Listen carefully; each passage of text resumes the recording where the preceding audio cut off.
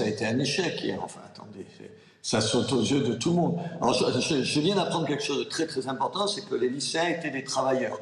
Peut-être travailleurs en herbe, mais c'est pas parce que vous êtes en cours et que vous faites des heures que vous êtes un travailleur. En tout cas, on n'a pas les mêmes conceptions des mots.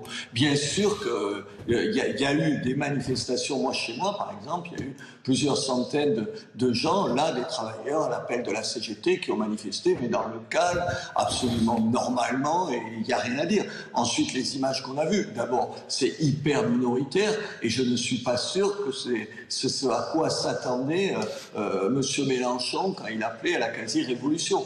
Bien sûr que les gens sont exaspérés, moi je l'entends, je le vois. Les gens, ils ont beaucoup de mal à faire face à toutes leurs dépenses. Et oui, ils ne comprennent pas qu'un certain nombre de gens très riches ne soient pas, qu'on ne leur demande pas de faire des efforts. Donc moi, j'ai aucun problème avec ça. Mais enfin, disons les choses, il n'y a pas eu, ça n'a pas été le début de la révolution. Alors peut-être que ça va changer, c'est pour ça que je me garderai bien de parler de l'avenir.